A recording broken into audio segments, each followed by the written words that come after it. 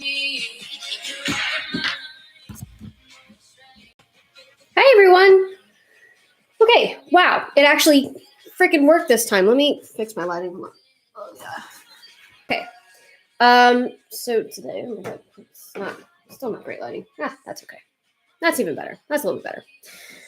Sweet but a psycho. Yep. All right, so today, since trial got continued, I will be, I figured, I don't know, I would give you guys like a little inside look on kind of how it is that I prepare for different things like arbitration, trial motions, depositions, that kind of thing. I thought that would be kind of neat. And I actually have an outline that I used for what's called non binding arbitration, which is like a mini trial. It's like an informal mini trial. Um, and this happened to be a case that um, plaintiff was demanding over $100,000 for repairs and such, and we were like, "There's no damage to this house, and your estimate is absolute complete bullshit because there's all this like fluff in there that your insurance is just not going to cover." So I prepared an outline, and it was for an opening statement, and I figured I'd read it to you guys.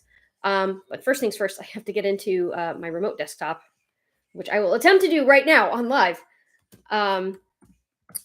My firm has been super amazing and accommodating during the pandemic. So it's very much so of kind of like a hybrid thing. So like people who want to go into the office can go to the office. People who don't want to go into the office cannot go into the office. In fact, we had a colleague of mine actually just go full remote, which I thought was awesome because she's got like a little girl. She's got two little dogs. Well, not little anymore. They were little during the pandemic, but now they're big dogs. And that just it fits her schedule more, and she has time now to hang out with her kid and all the good stuff. But anyway, so I love my firm, and they set up this amazing remote desktop situation whereby I have to go through several different like levels of security to get into my office desktop, which is working its magic right now. But yeah, trial continued. For those of you who don't know, it happened on Thursday, literally the day before trial. What happened was apparently something happened with the plaintiff. I will not divulge more information than something happened. And all of the parties essentially agreed we need to continue this trial to a date in the future. I think right now it's continued to June, which really sucks because that was the month that I was going to go on vacation. So either it's going to be set the week before vacation, which would be great because then I could get it all over and done with and won't be hanging over my head, or it's going to be set the week after I get home from vacation, which would monumentally suck. But it is what it is. That's the job. So I'm in my room at desktop now, and I'm going to pull up for you that case that I was talking about. I'll tell you a little bit about the case too, so just you have an idea of kind of what it is that you're getting into. Although that said, opening statements such as this, and I think I went over a little bit of what an opening statement was, what a closing statement was, as far as like in the context of trial. But essentially, what your job is in an opening statement is to explain to whoever the fact finder is, or the fact finder, whoever it is that's going to weigh the evidence. You have to explain to them what the case is about, what law that they have to consider, and what the facts are that the law applies to, essentially. So I think this was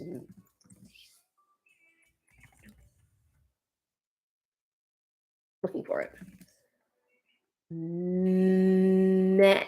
It was man. There it is. All right. Okay. So I always save my my outlines and like my deposition outlines and all the good stuff under memo in my file. And let me just get out of this just to make sure that I'm not missing. Oh, there's nobody here. Okay. Okay, we'll make it public.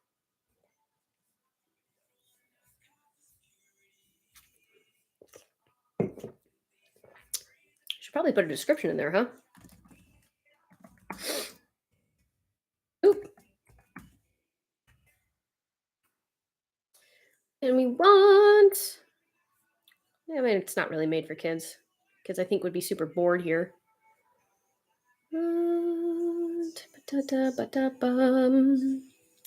And stuff or something. There it is. Public. A done. A save. Okay. So perhaps we'll get more people. Perhaps I will wait until more people come. So I'm not just sitting here giving an opening to nobody. Oh no, that would be terrible. Or I guess I can just give an opening. To nobody. Hi, David. David is here. I guess it hasn't updated yet. That's fine. All right. So, David, I'll give you a little bit of background about this case that I'm about to read for you. My opening statement. So I am an insurance defense attorney. I work on property cases, which means that if you own a house and something happens to that house, say a hurricane hits it or a tornado, depending on where you live, or you have a pipe burst, right, and you get water damage, and you make a claim with your insurance company, as you are supposed to, as a homeowner, and your insurance company says, go fuck yourself, I'm not going to cover your loss. And you get angry and you sue them. I am the person that defends your insurance company. So the majority of my job kind of revolves around property stuff, building materials, plumbing, roof systems, plumbing systems, damage to said things. So I talk a lot to general contractors and engineers and stuff like that, people who know a lot more about this stuff than I do. As of late, we have been getting lots and lots and lots of Hurricane Irma cases, although we're starting to see kind of a downtick in those because the statute of limitations for bringing lawsuits on Hurricane Irma has since passed. So we're really just kind of dealing with the fallout from, the main storm and up into the date that you can no longer bring lawsuits. So we had a whole bunch, and that meant that I was talking to a whole lot of engineers about the same topic, which is to say, what does wind do to tile roofs? How does wind damage a tile roof?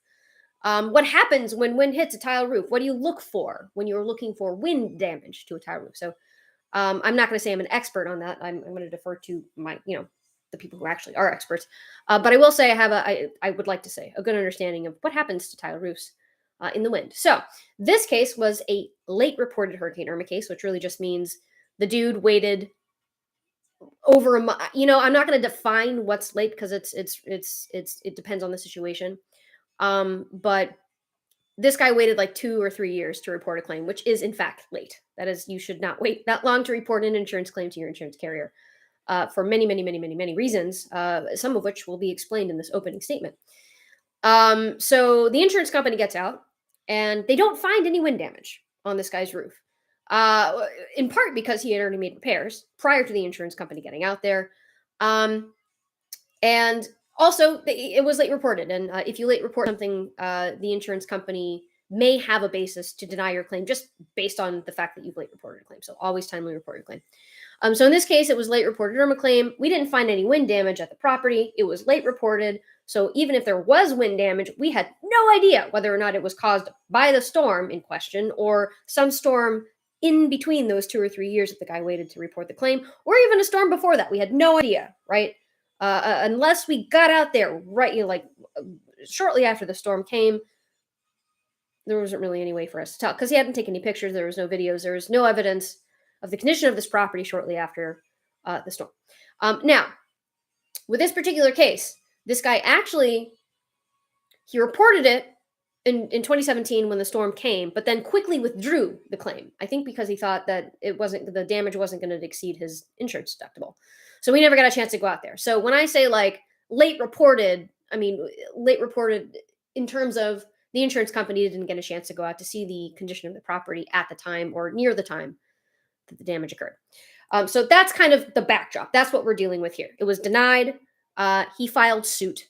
And in the county in which he filed suit, the judges there are super arbitration happy. So they send all the cases to arbitration. And an arbitration essentially is ADR, it's alternative dispute resolution, right? Alternative, because trial is in fact dispute resolution. You have a disagreement with somebody, you sue them. You sue them because you want a resolution to that dispute. Either one party wins, another party wins, or you guys are able to come to an agreement, right? So arbitration is an alternate dispute resolution method, much like mediation. Arbitration is a little more formal. There is the person that presides over the arbitration can make, I call it a ruling. I guess it's a ruling on the facts and the law, whereas a mediator cannot do that. A mediator is really just there to facilitate the parties coming to an agreement. The arbitrator is there to look at evidence and weigh the evidence and look at the law and apply the law to the facts as presented by the parties, and then he makes a ruling on both the liability and the damages. Now, that can mean that's the end of the case if both parties accept that outcome. However, and this is non-binding arbitration, right? If it was binding arbitration, then there was nothing, I don't think there's really anything the parties can do after the arbitrator reaches his decision. But a non-binding arbitration, if the parties disagree with the decision that's made, they can file what's called a motion for trial de novo, which is a fancy Latin word for saying, we're going to trial. So backtrack, this is what we're dealing with. So an arbitration is essentially a mini trial where you give your opening statement, you present your evidence, you present your argument, and then you essentially leave it up to the arbitrator to kind of make a decision. Now, the good thing about arbitration is that there's no jury, right? You can bring witnesses to provide live testimony, although most people don't do that. And so you're not having to explain stuff to a jury. Usually, the arbitrator is a lawyer, so they have kind of an understanding of the legal issues, and if it's a good arbitrator, then he has an understanding of the specific legal issues that are involved in the case.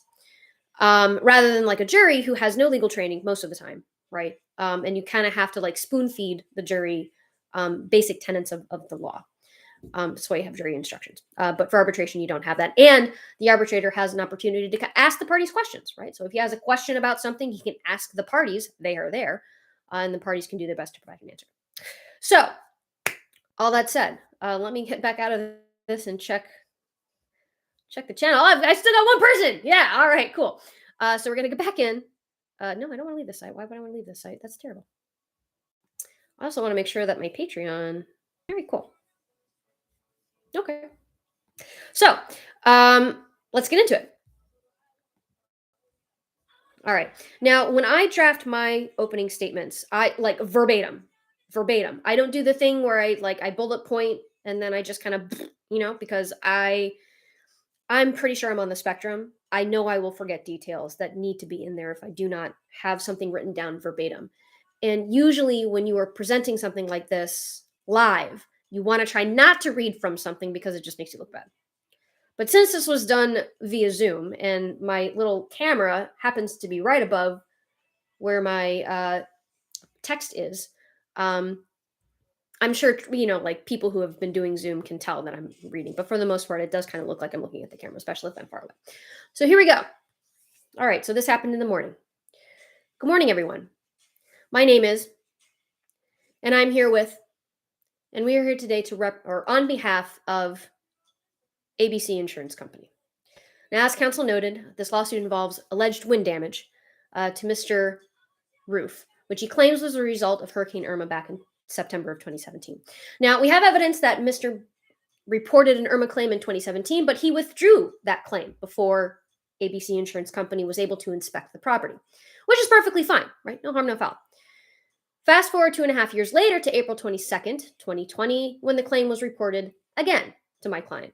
Now we have a problem. Now we have a situation where we have no idea what the roof looked like at the time of the loss, and we have a 2.5 years worth of exposure to the roof of the element.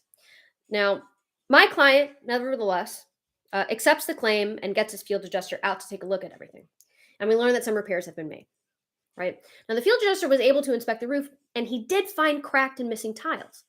But because of the time that had passed, he couldn't confirm that the conditions were, one, caused by wind, two, whether they were caused by wind specifically during Hurricane Irma. And that's very important. I'll get into that a little bit later on in my argument. Now, the claim was therefore denied for late reporting. Now, the law doesn't really care why the claim was reported late. Indeed, I didn't know the extent of the damage, or I didn't know if the damage was going to exceed my deductible, is not an excuse for late reporting a claim. The law doesn't really care why a claim was late reported because the focus is more on the damage done to the insurance company, who is now put in a very onerous position to try and piece together what happened when so much time has passed. For example, in 1500 Coral Towers, the condo association did not report its insurance claim to its carrier until 4 years after the hurricane had passed. Now, the condo association said it didn't report the claim to its carrier simply because it was not sure the repairs would exceed its deductible. Now, the court found in this case that this did not cure the prejudice the condo association had caused the insurance company, and as a result, ruled that the condo association was not entitled to recover damage for the claim. Much like what happened here. Now, during Mr. Smith, we're going to call him Mr. Smith. During Mr. Smith's recorded statement, he explained the reason for the delay was that he did not realize the extent of the damages. Unfortunately, this is not a justification to late report a claim. Now, this body of case law developed over time to protect. Oh my gosh, this did not happen during the actual opening. Now, this body of case law developed over time to protect the investigation process in insurance claims. Florida wants insurance companies to fully and diligently inspect claims, but an insurance company can't do that if damage is late reported. Now, obviously, as time passes, right, things happen. More cracks may form, more storms may hit, repairs may be done. Essentially, the condition of the property at the time the loss occurs will change more and more as time goes on, and those changes are irreversible. There's no rewinding time such that my client could have seen the condition of the property in 2017. Relatedly, that's why taking photos right after a storm is really important. In this case, not only was the claim reported 2.5 years after the hurricane hit, but Mr. Smith undertook some repairs to the roof before my client had the opportunity to inspect, and he took 0 photographs of the condition of the roof shortly after the storm hit. He also didn't produce any repair invoices. So literally, we had 0 idea of what this property looked like after the storm hit. So my client didn't even have the benefit of photographs. It had nothing. Now, the law states that if a claim is late reported, something called a presumption of prejudice is created in favor of my client. All that means is that the law assumes that the insurance company's investigation has been compromised when a claim is reported late. It is now Mr. Smith's job to do what's called rebutting that presumption, which is just a fancy word for proving that presumption wrong. So Mr. Smith now has to establish to a court that his late reporting of the claim and his completion of some of the repairs after the storm did not compromise my client's investigation. And I've heard some pretty good arguments over the years in rebutting this presumption. One argument I see a lot is, well, our engineer was able to figure out what happened, so you should have been able to too. The problem is that this isn't evidence, and evidence is what you need to show to a court and a jury. This is an assumption, which if you look at a dictionary is actually the opposite of evidence. Another argument I hear a lot is that because my client said in its coverage determination letter that it found evidence of wear and tear on the roof, it was therefore able to determine a cause of loss. Well, this is also assumption heavy. Well, first of all, it's possible to go up on a roof and see conditions like cracks or deterioration and make a determination as to what may have caused those conditions. That is very different from being able to confirm that the condition an insured is claiming entitlement to insurance monies for was caused by a covered peril under the policy. Now, my client's field adjuster was simply not able to make a determination as to the cause of all the observed damages and was certainly unable to confirm they all occurred during Irma, which is essentially what plaintiff here is arguing. My client does not have evidence from plaintiff to rebut this presumption of prejudice, and as such, under the law and the policy, Mr. Smith would not be entitled to recover under the policy. Now, that's pretty black and white to me. No dispute. The claim was late reported, can't dispute the case law on the subject, and haven't gotten any evidence to the contrary. Now, I'd say that this case is closed, but if it were that easy, then we wouldn't be here today. Now, assuming Mr. Smith is able to overcome the presumption of prejudice against my client, his next job is to show a jury or a judge, or both, I suppose, that he is entitled to the full amount of his estimate. And there are lots and lots of reasons why he's not. So first of all, not more than 133 tiles on his 6,626 square foot roof sustained some sort of damage. And we're not parsing out what kind of damage at this point, right? We're saying all damage, cracks, missing tiles, chipped tiles, whatever. Now, the Florida Building Code has what most people call the 25% rule. That rule states that not more than 25% of a roof's total surface or any one roofing section may be repaired, replaced, or recovered in any 12-month period unless the entire roof is completely replaced. Now, it's important to note that nowhere in that rule does it mention the word damage, right? It uses the words repair, recover, or replace. Well, the insurance company can only repair, recover, or replace roof tiles that have been damaged by a covered peril. And I think that's kind of gotten lost in the weeds over time. Now, assuming arguendo, I really like using that word because I get to italicize it. Assuming for argument's sake that further down the line we find the damage to the tiles was due to wind during Irma, there cannot be an argument as to the number of tiles damaged. That is just a function of being able to count, which is not my strong suit, admittedly, and which is why I'm a lawyer and not a mathematician. But far smarter people than me can count. People like what's another good like pseudonym? What's a good name? Jeremy Brown. I'm not divulging any of the names here in this opening. People like Jeremy Brown of XYZ Engineering. You know, the company that offers XYZ roofing certifications counted only 133 affected tiles on this roof. The tiles, according to Mr. Smith's engineer, are Hanson Pioneer Hacienda tiles. Now, when I Googled those tiles, I found them on a salvage site called All Points Tile, along with their dimensions, which are 12.65 by 17.25 inches. Now, I may have gotten C's in math in high school and college, but I do remember that 1 square foot is equal to about 12 inches by 12 inches. So that means the tiles currently on the roof are a little over 1 square foot. Now, we take that number and we divide it by, now that means a little over 133 square feet of the tile, of the roof, Jesus Christ, of the roof has been damaged. Again, this did not happen during the opening. I actually did not stumble over my words. But we'll back up. So we're trying to figure out how many tiles on this roof have been damaged by wind. At this point, we figured out that a little over 133 square feet of the roof had been damaged by something, right? It didn't have to be wind. It was damaged by something. It was cracked, chipped, missing, lifted, whatever. Now we take that number, that 133 square feet, and we divide it by 6,626 square feet, which is the total surface area of Mr. Smith's roof. And we get this big long decimal that if we multiply it by 100, we come to about 2%. Now I did all that by myself. Obviously, I deserve a gold star. But because this is exactly what our engineer found, 2% is not 25%, so the rule is not triggered. Now, I want to back up a little bit and explain why we even care about this rule, right? It's not the policy, and the policy is what Mr. Smith is suing my client over. So why do we care? We care because the policy affords what's called law and ordinance coverage. This means my client will pay you for any increased cost caused by the application of rules or laws, like the 25% rule, which could require total roof replacement as opposed to an entire roof. Just repair to a roof, which is obviously more expensive. Now, as it happens, the law and ordinance coverage is the only way Mr. Smith could get a full new roof. Unless, of course, the entire roof was blown off, then, of course, the policy would cover that, but that's not what happened here. So there's actually no other provision in the policy that affords coverage for complete replacement of anything unless it's been completely destroyed. But what about the insurance companies who pay to completely replace cabinets?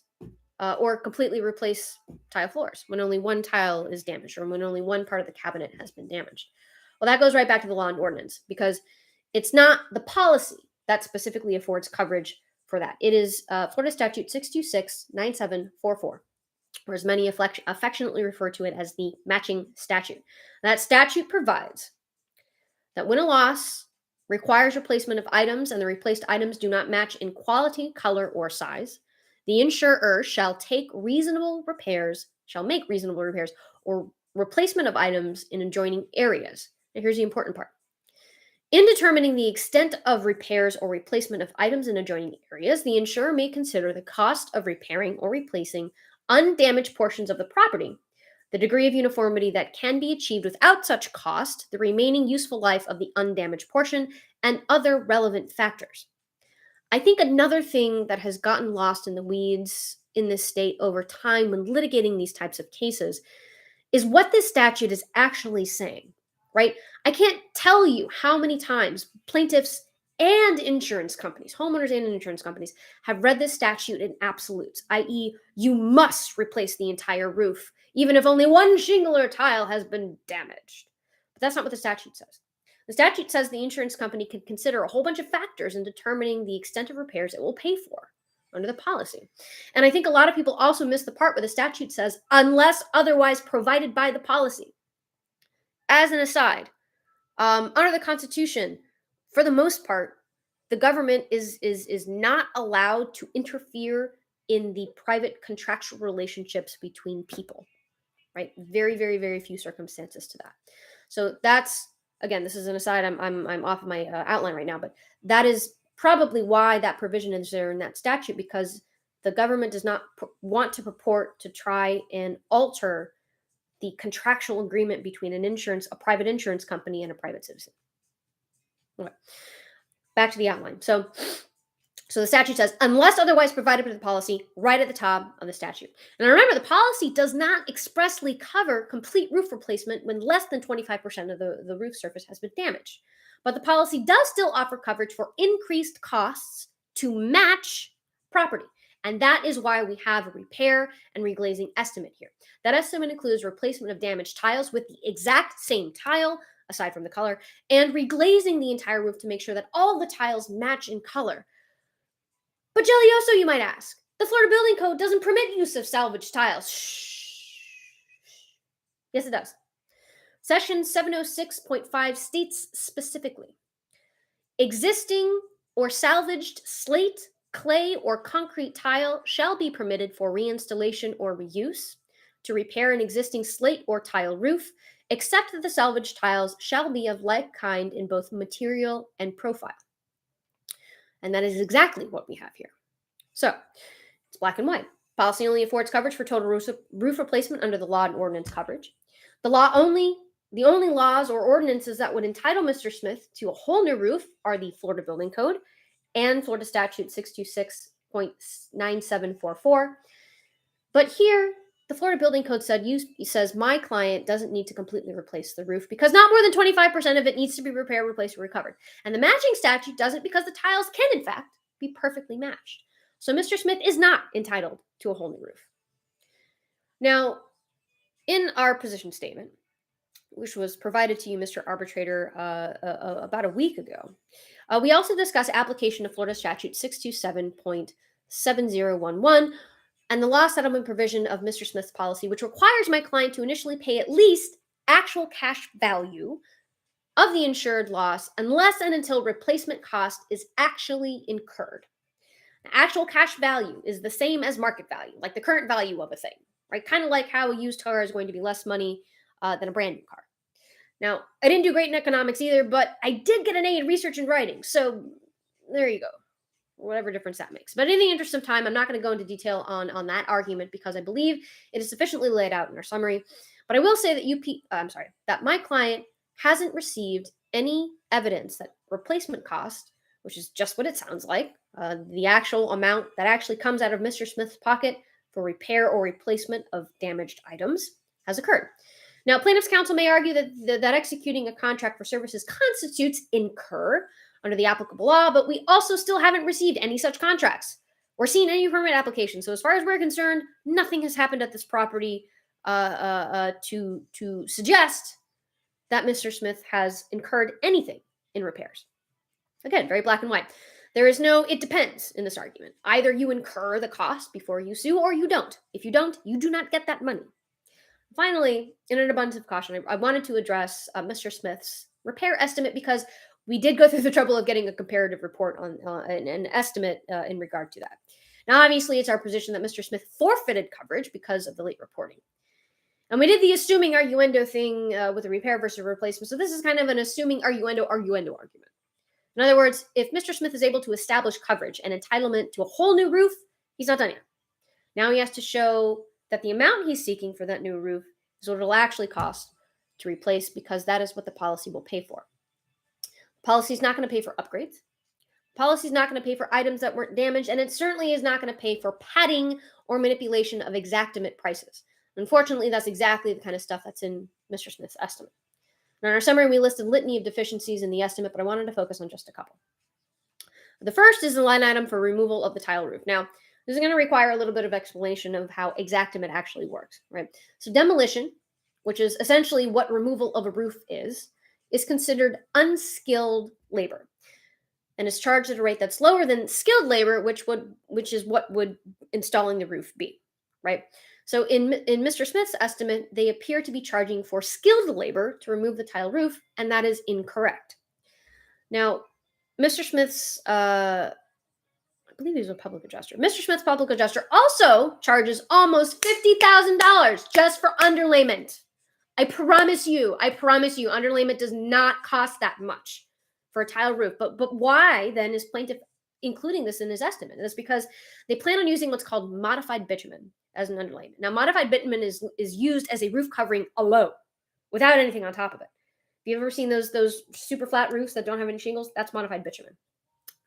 And modified bitumen can be used as underlayment. However, it is a significant upgrade, which, as I noted before, the policy does not pay for.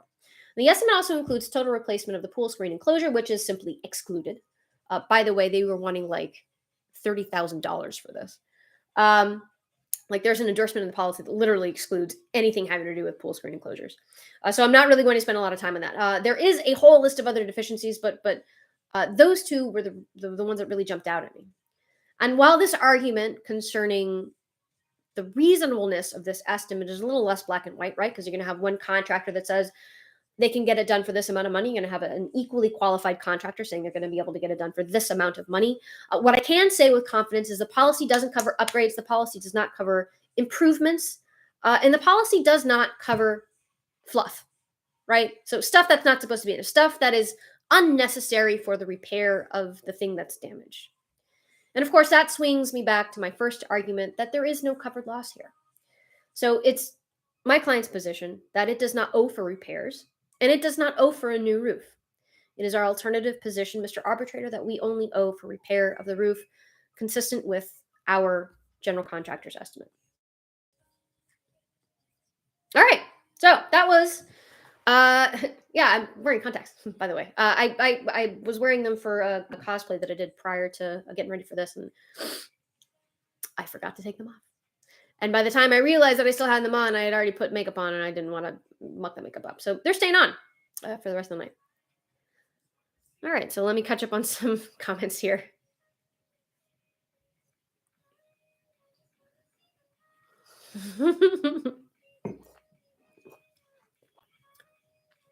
That's a good question, David. David's asking how long the guarantee. So a warranty seems like a warranty question. I think that's probably depends on the warranty, but from what I've read, concrete tile, typically can last, according to its manufacturers, up to 50 years. Now that's kind of, I'm not going to say it's a misnomer because it's not a misnomer, but it's a little like misrepresentee. I just made that word up because it's not the tile that you have to worry about; it's the underlayment. The tile's not waterproof. The tile is not the like the water barrier here. The water barrier is going to be the underlayment. So and the tile is only as good as the underlayment. But obviously the tile does protect the underlayment, right? It protects it from the sun. It protects it, I'm sure, from some water. So it's very important to keep the tile in good condition. And the mortar that fixes the tile, I think it's really just the ridges. I think the ridges are adhered, like the ridge tiles are adhered to the roof with mortar, and then the rest of the tiles, like the field tiles, are all adhered to the roof with mechanical fasteners. So it's very important to kind of make sure that there are no cracks or openings through which water can get in and deteriorate the underlayment, if that makes sense.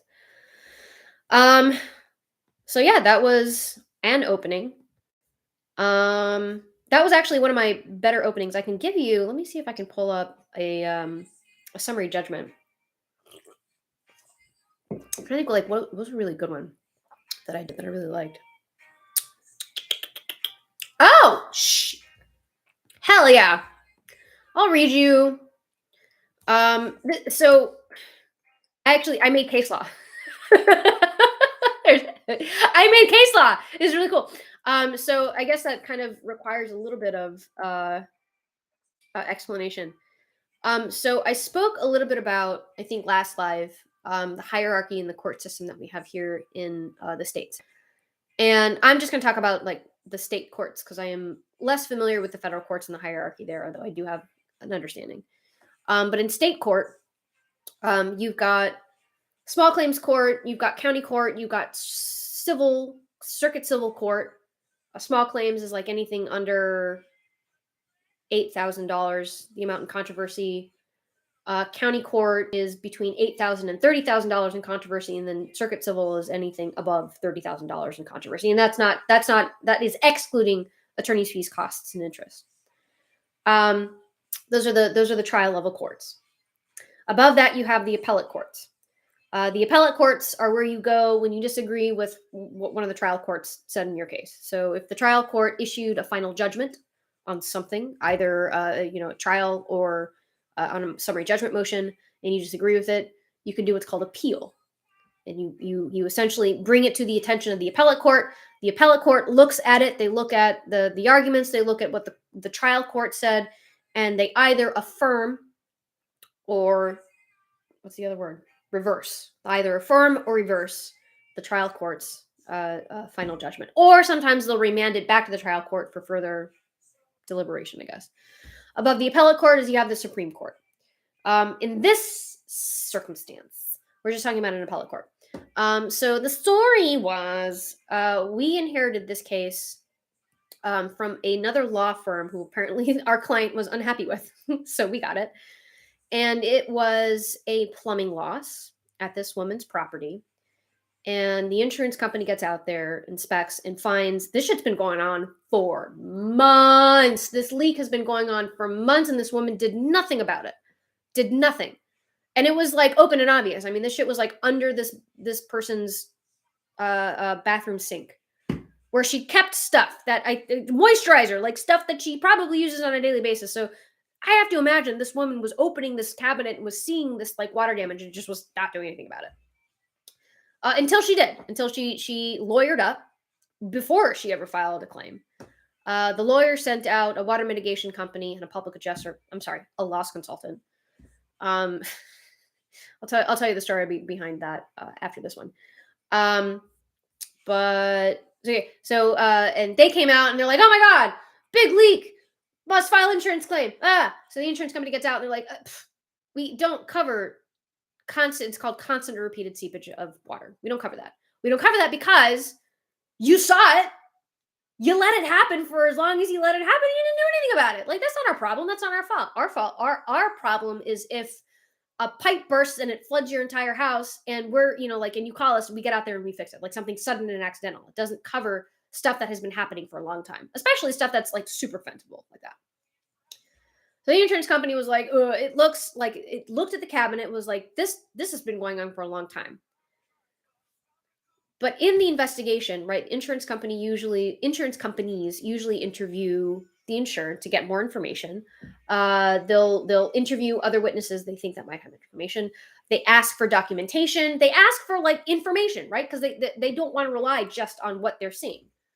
They want more information so they can make an informed decision.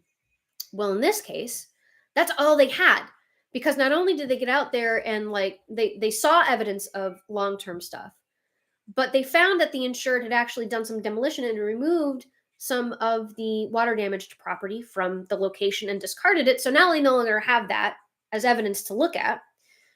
They refused to allow the insured to speak at all with my client, so that my client couldn't get any information directly from the person who was filing the claim. And they set her for what's called an examination under oath, which is, by the way, a requirement under your policy. If your insurance company asks you to submit to an examination under oath, you got to do it. If you don't, at least you're in Florida. If you don't do it, you very well could have just forfeited any kind of coverage under your policy. So it's a very important thing. An examination under oath is just what it sounds like. It's the insurance company asks you a bunch of questions about the claim, and you have to provide them with your testimony, the whole truth, nothing but the truth, so help you God. It's under oath. And she refused to show up for that. And there's all kinds of case law out there that says if you do that, no coverage. Doesn't matter. Doesn't matter what else is going on in the claim. If you fail to appear for an examination under oath, there's no coverage. So the former law firm filed a summary judgment motion on this case law, which is very well established case law. And I feel from reading their first motion that they thought they were just going to win. They thought it was going to be an easy win, and that is not the case. It's almost never the case. Never underestimate your opponent. Never think that you have the easy way out. Always, always, always look for that niche that they got. I've got another story about that. And like on a case that's going to trial, like, it's freaking me out. But never underestimate your opponent. So they argued this summary judgment motion before the court, and plaintiff argued, well, they had the opportunity to take my client's recorded statement, but they refused to. So when I said that she refused to provide a recorded statement, what I meant was she refused to provide an in-person recorded statement, i.e., she refused to sit down face to face with the insurance company and tell them what happened. She offered to do a telephonic recorded statement not to exceed 30 minutes, which is highly unreasonable. Highly unreasonable.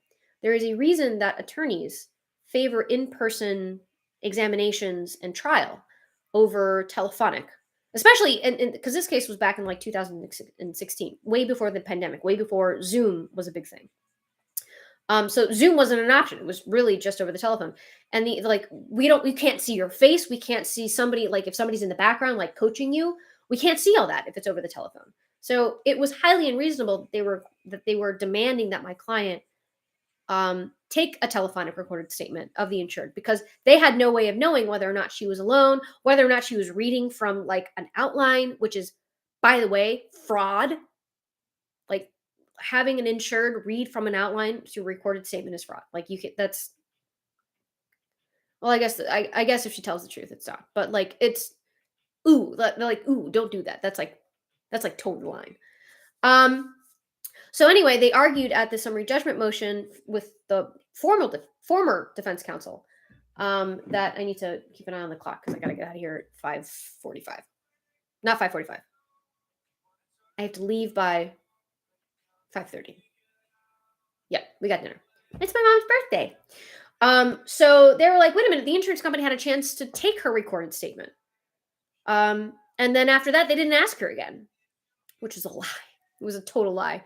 My client made, I think, no less than 10 attempts to get this woman to sit for a recorded statement and to give them the information they were looking for to like investigate this claim. No less than 10 attempts. And former defense counsel didn't have that information for the court at that time because she didn't think that it was going to be, I guess, necessary. I would have had all the receipts. I would have been like, no, on this date, on this date, on this date, on this date, twice on this date. Like, I would have had all the receipts. She did not. I'm not faulting her for that. I'm just saying, if it were me, I would have had all the receipts. So the court basically said, well, if you had the opportunity to do it and you didn't do it, then I can't really say it's her fault, right? So he denied the motion. Now, the good thing that former defense counsel did was she said, all right, well, how about this? Let's continue this hearing. I will get more information and then we can reset it and I can provide you with this information from the claim file. Because I think she said to the court, she's like, I'm pretty sure that we did ask her, but I don't have it here in front of me, right? So that was a huge fuck up and the client was real mad. And so they pulled the case from her and they gave it to us. So we took the case and I won on summary judgment.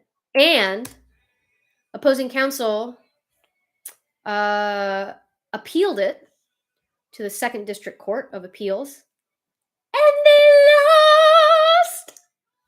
So that means my summary judgment and my oral argument is now case law for other people to rely on, which is like the coolest thing in the world. It's so cool. I don't think it was in that. There were like 2 companion claims, so I have to get the right one. Here we go. I think this is it. I hope this is it. Here she is. All right. Let me close out of this. Let me get back to the comments, see what you guys are up to. Oh, I'll tell her.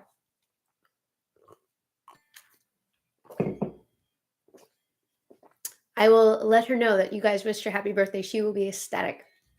I got her all kinds of chocolate, all the chocolate for her birthday. I got her fancy chocolate bars and I got her fancy chocolate liquor. I hope she likes it. She's a big chocolate guy. I don't do criminal stuff. In fact, I don't think anybody in my firm does criminal stuff. We're all just civil litigation, insurance defense. It's so cool. It was so cool. It was such a cool thing when I got the order. And it was what's called a per curiam order, which is basically just the appellate court could not bother itself to draft an opinion on such a simple matter. They're just like, yeah, she wins. Like it was to get PCA'd is the worst insult. It's the worst because you're just like, what? You're not even gonna spend the time to do an opinion? Oh my god! So that bitch got PCA'd, and I'm just like, huh, yeah. So it was great. Not me being petty. I really didn't like opposing counsel. Like he was such an asshole. So I was like so happy. I was like, I won and I made case law about it. All right. So this was my argument during the MSJ. And I actually, so like, it's not really only a couple pages, but I have in here a bunch of like expected kind of rebuttal. So here we go. All right, here we go, guys. Are you ready? All right, my case law winning outline, which was done way a long time ago. So I haven't touched this until just now. So there have been no modifications to this since I last argued it. Here we go. Good morning, Your Honor. My name is Jelly Oso, and I represent ABC Insurance Company in this case. By way of brief background, this case, now consolidated, involves two claims. One claim for a plumbing leak in the kitchen, and the other for a plumbing leak in the bathroom, which purportedly occurred 10 days of each other, within 10 days of each other, and were both reported approximately 2 months later on December 9th, 2015 by plaintiff's counsel.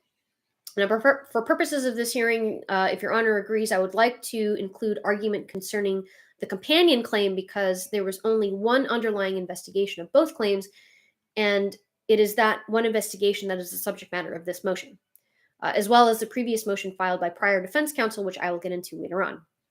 So, my client first inspected the property for both claims on January 6th, 2016. Now, during my client's inspection, it found water mitigation had been completed, including removal of purportedly damaged material, and repairs to the plumbing components in the kitchen and bathroom had been performed. The allegedly defective plumbing components had also been discarded. In addition, ABC Insurance Company found no evidence of sudden and accidental water events at the property in the places that plaintiff had reported they had occurred. Now, because much of the evidence had been discarded and there was no remaining visible evidence of a covered event, my client's adjuster asked to take plaintiff's recorded statement during the inspection on January. However, plaintiff's public adjuster present during the inspection refused to allow a recorded statement, instead referring my client to plaintiff's counsel. On January 11th, 2016, ABC Insurance Company issued a request for information seeking plaintiff's availability for an in-person recorded statement. On January 19th, 2016, plaintiff's counsel responded, refusing to allow an in-person recorded statement. ABC Insurance Company reached out again on January 20th, 2016, via email to plaintiff's counsel's office, again requesting an in-person recorded statement and explaining the need for the statement to be in person. The following day, counsel's office replied, again refusing to allow an in-person recorded statement. Now, ABC Insurance Company responded, further explaining why an in-person recorded statement was necessary and why a telephonic statement would not be as effective. Plaintiff's counsel again refused, prompting ABC Insurance Company to request an examination under oath instead. As stated in her motion, ABC Insurance Company requested that examination under oath on 3 separate occasions, and on 3 separate occasions was forced to set the examinations unilaterally due to plaintiff's failure to respond. And on 3 separate occasions, plaintiff failed to appear, resulting in 3 separate certificates of non-appearance. So at this point, the undisputed facts are as follows. 1. Damaged property had been discarded prior to ABC Insurance Company being able to inspect the property. 2. Plaintiff failed to sit for an in-person recorded statement. 3. Plaintiff failed to appear on 3 separate occasions for her examination under oath. And 4. As a result, ABC Insurance Company could not make a coverage determination. Now, prior to assignment of this case to our firm, prior counsel argued a summary judgment motion before Judge Smith on October 30th, 2018. During that hearing, plaintiff's counsel argued that because ABC Insurance Company's request for an examination under oath was made after the statutory 90-day deadline for insurance companies to make coverage determinations, it was not a reasonable request. Now, prior counsel argued ABC Insurance Company in fact made several requests for an in-person recorded statement prior to the 90-day deadline. which was part of what prompted the request for an examination under oath in the first place, putting plaintiff and her counsel on notice that ABC Insurance Company uh, intended to obtain plaintiff's statement concerning the claim, either under oath or otherwise. Judge Smith noted there was no evidence in the motion of these prior requests for recorded statement. Judge Smith noted the following with regard to the request for an examination falling outside of the 90-day deadline. I'm about to quote what the judge said. It's actually in a hearing transcript that we have in this file. So the judge said, I think if you were to ask for the examination under oath within 90 days, you'd be right. But the problem is you didn't ask for it. Your own provision here says that you got 90 days within which to do it. And the only evidence I have before me right now is that you didn't even ask for it until afterwards.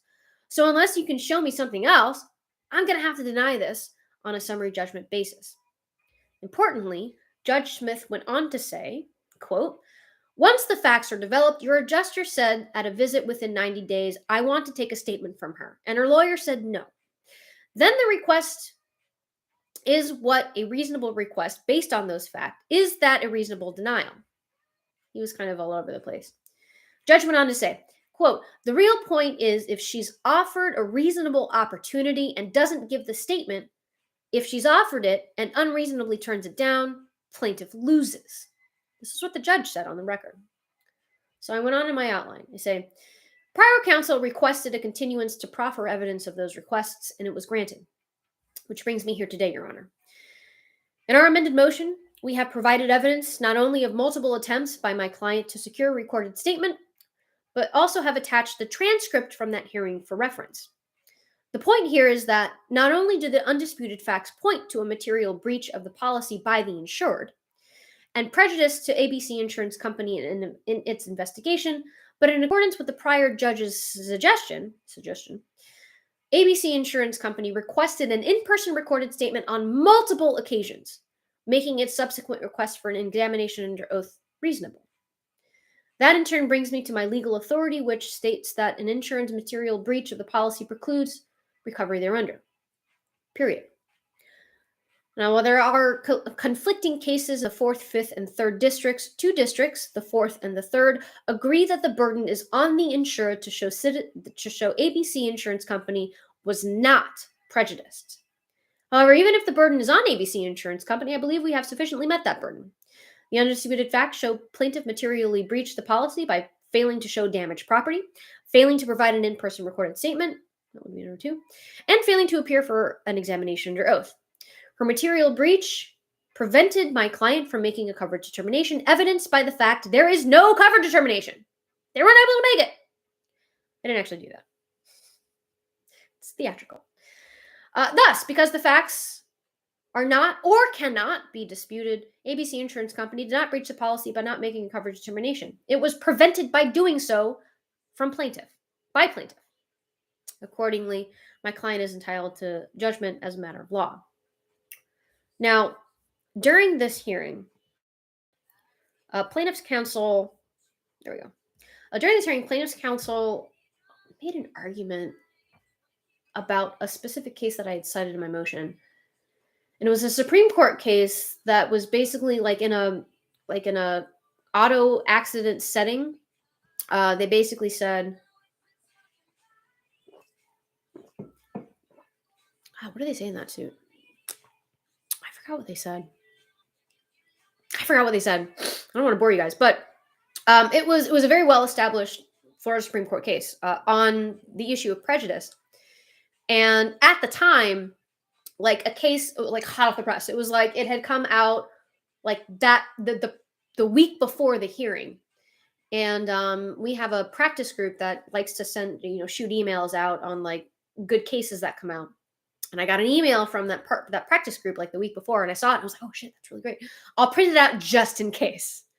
I was not anticipating needing to use that case, but opposing counsel made an argument that fell directly into that case, and I was like, wait a minute, Your Honor, I have a case.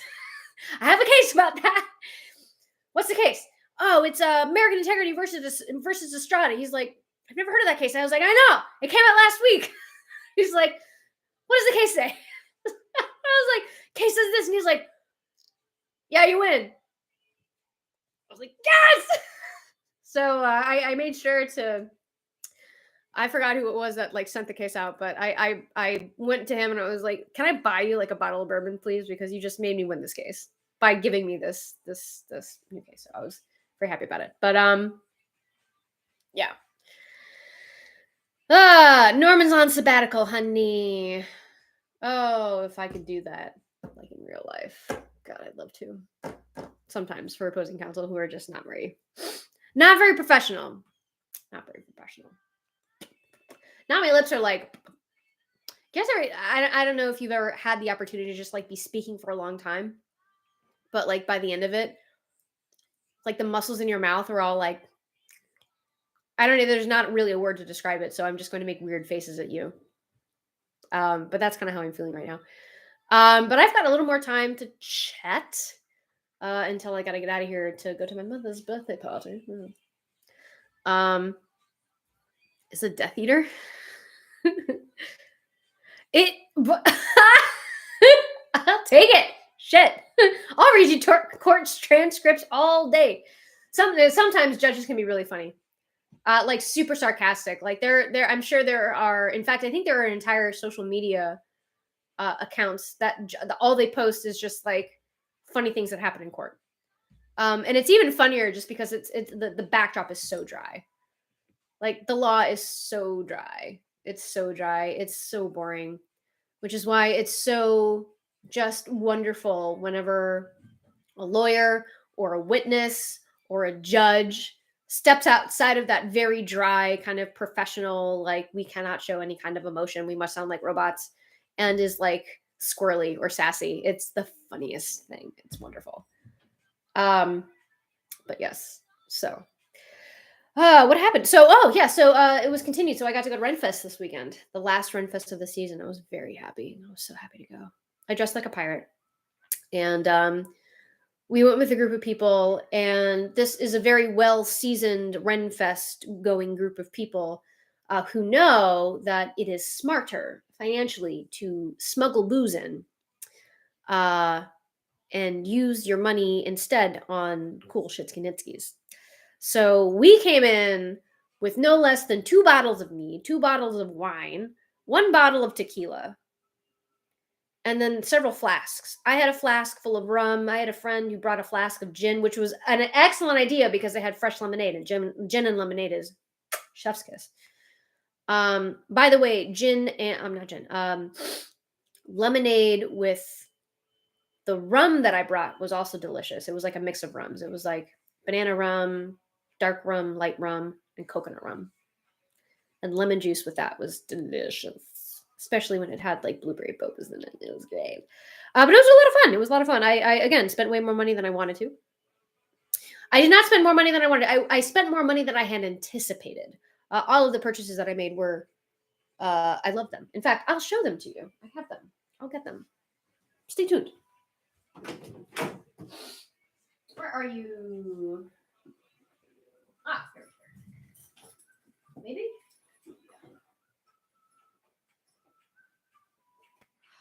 They're in a bag that's attached to a belt that's attached to a hangy thing, and I can't take it off the hangy thing because I can't.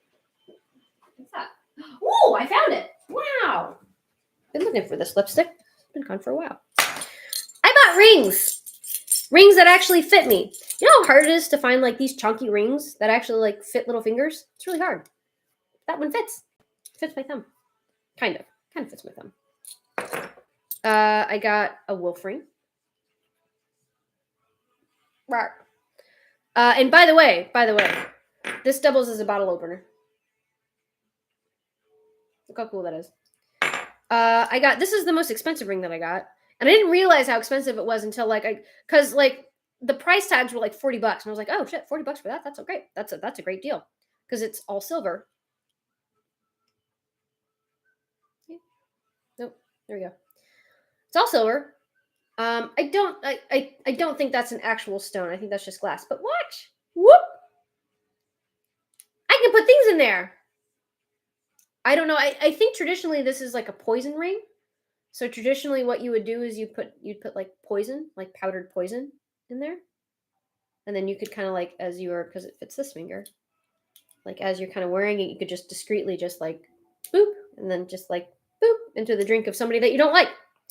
But I quite like this, and it matches my shirt. Poison ring. Yeah, there you go. Okay. Oh, tiger. A tiger. And by the way, like I had focus. There you go. I had like the dragon, the wolf, and the tiger. I had all of those rings, but they were all too big for me, so I just went and I got new ones, and I gave the other ones to other people. And then I finally got this one because I'm a pirate, and you can't be a pirate without skulls. Oh, and then I got. Oh my god! Hold on. Yeah, dragons. Dragons. Look at dragons. Look how cool these are. Whoosh, whoosh. I don't know. This is a new one. This one I got like a few weeks ago. It's leather. It's like shaped painted leather. Look how pretty that is. And then I went back to the same vendor yesterday and I got this one. Isn't that cool? And it's gonna be worn like on the hair, like back there. You worn like on a shirt. There's like a little pelt pin. It's really cool. They're really neat. I really like them. And they're cheap. How do the dragons go? Dragons go. I actually don't know how dragons go. Smaug. Smaug the dragon. Smaug. He's a cool dragon.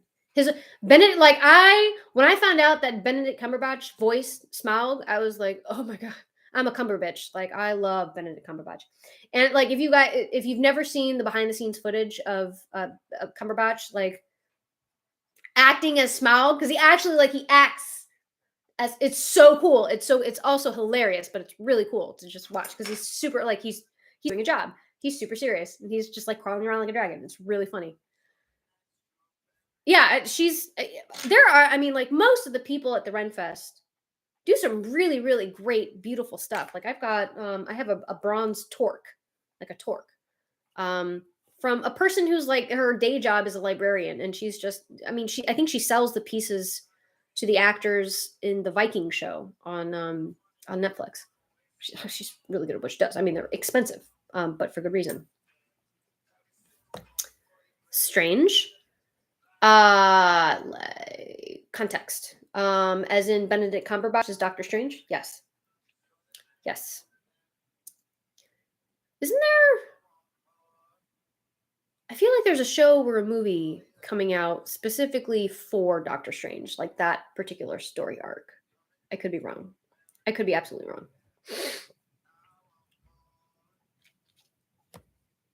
I'm gonna pretend I didn't see that.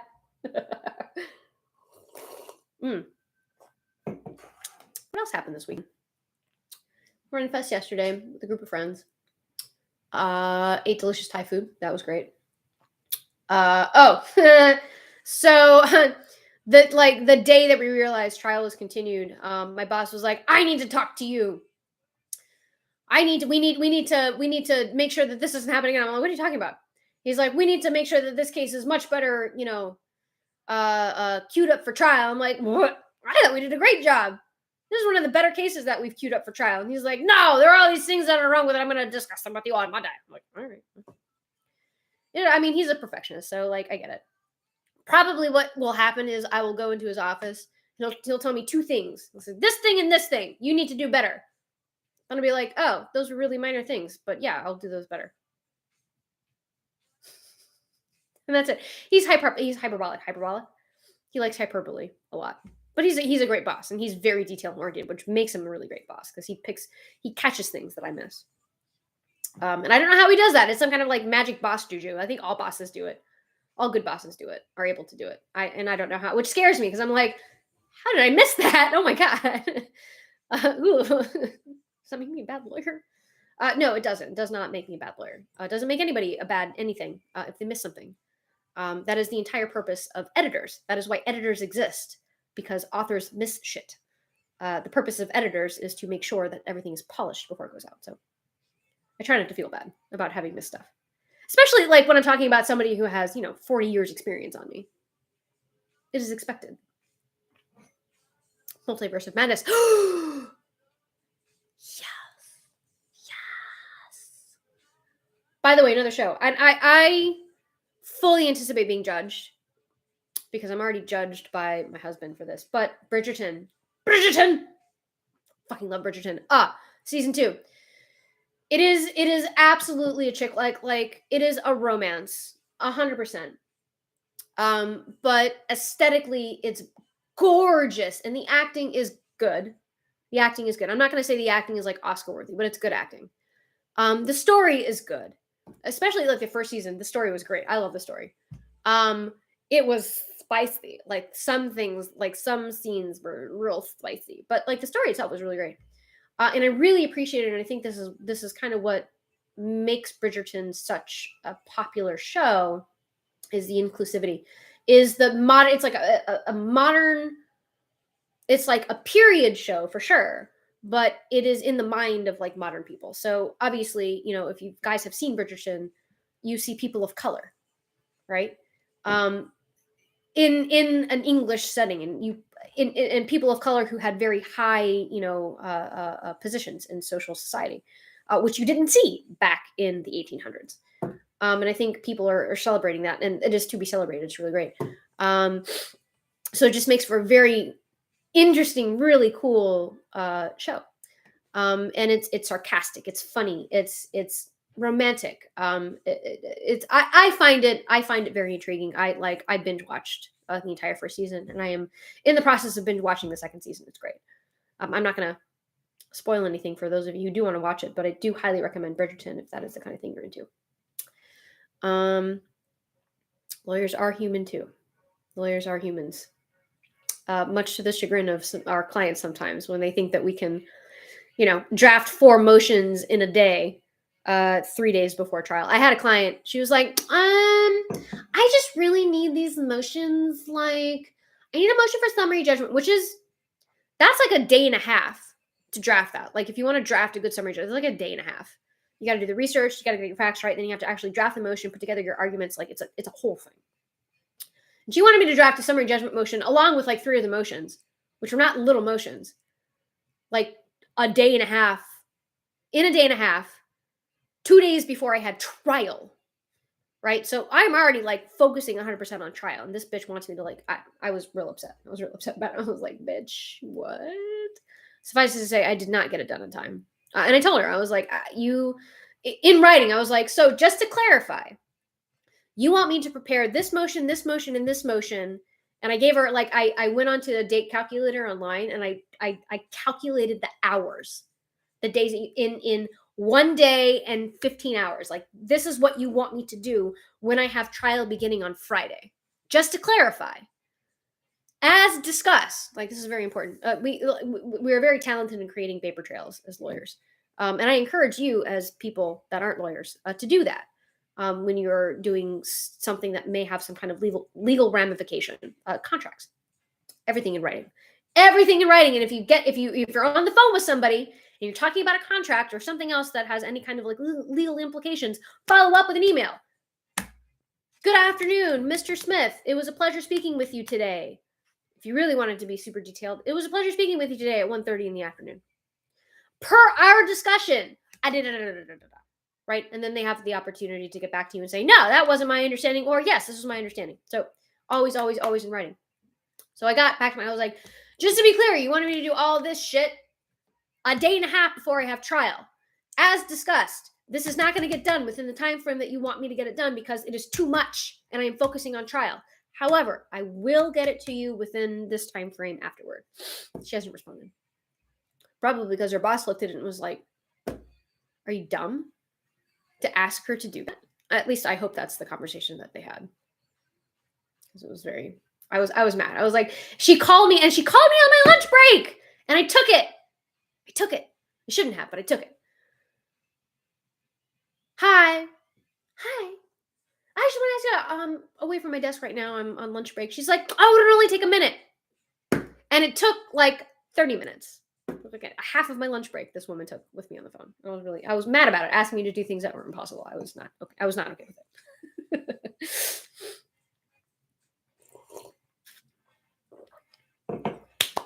Yes, awesome. I'm so glad you're here.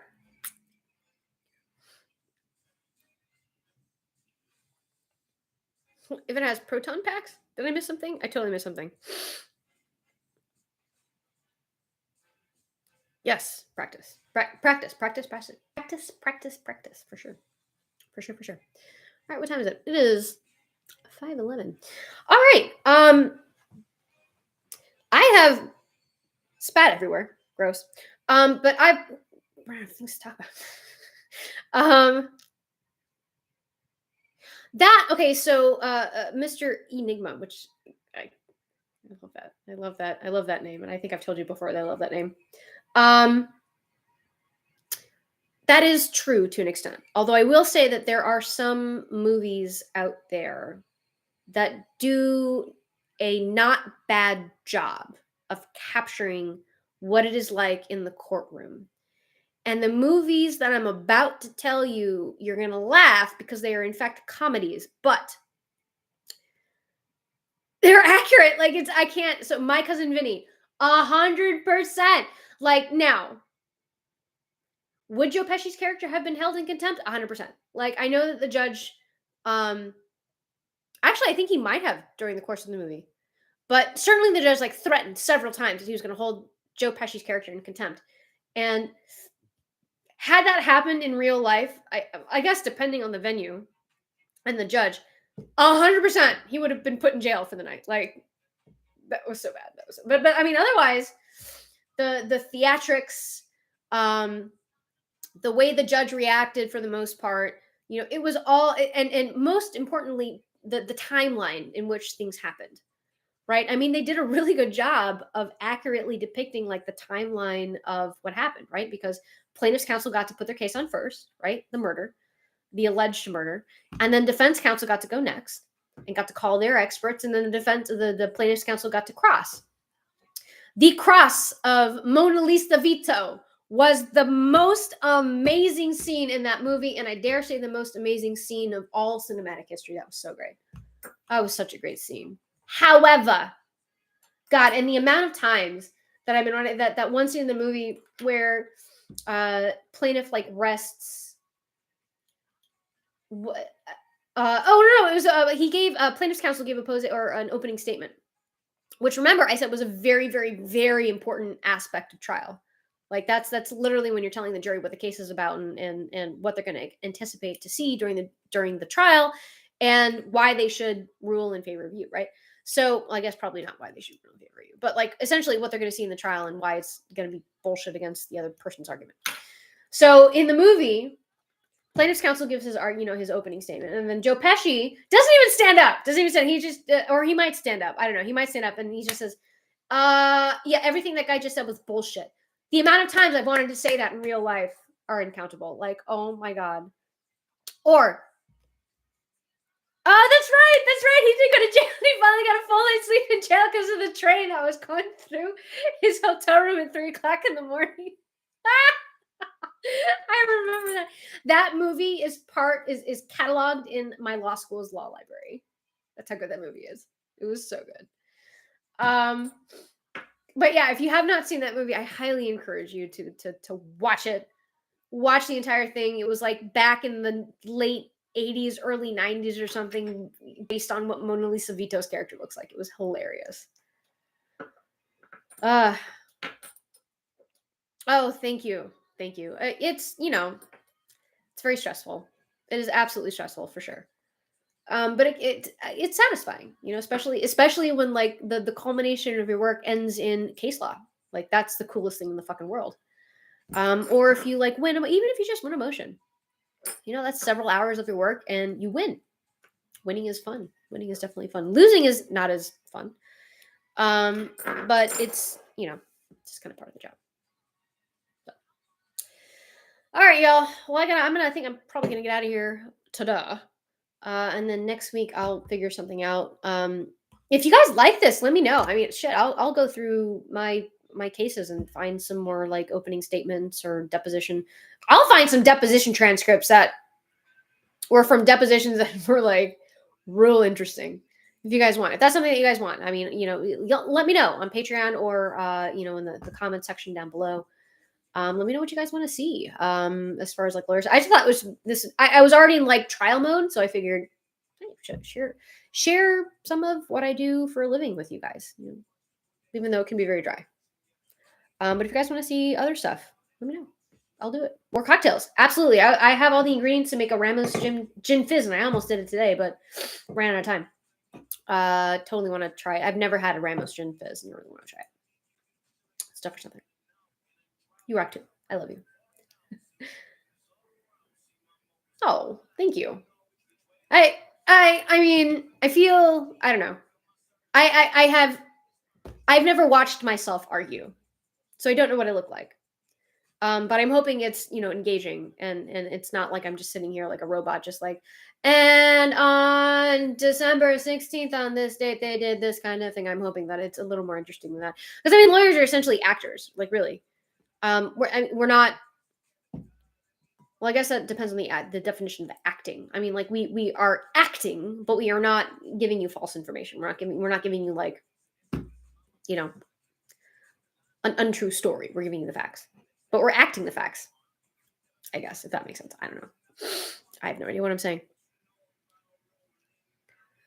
Do you not like watch tape back? I mean, I do. So like in court, because like when we do Zoom meetings, it's recorded, but we don't have access to the recording. And honestly, I don't even know if I'd want to watch myself. Otherwise, yeah, the court reporters will like write down what you're saying, but there's not really like a camera that captures the lawyers arguing. So yeah, but I mean, like as far as like live streams, I've watched bits and pieces of some of the live streams that I've done. I don't like doing that because it's embarrassing, but anyway. All right, y'all. I will tell my mother. I'm like halfway into this drink and I'm already feeling it. I will tell my mother happy birthday on behalf of y'all. Thank you so much for wishing her a happy birthday. She's my best friend. And I'll see you next week. Let me know what you guys want to see. Gosh, I have some ideas, but I'd much rather hear from you because you are who I'm doing this for. But otherwise, have a good week. Have a wonderful Sunday. And I'll see you guys later. Mwah.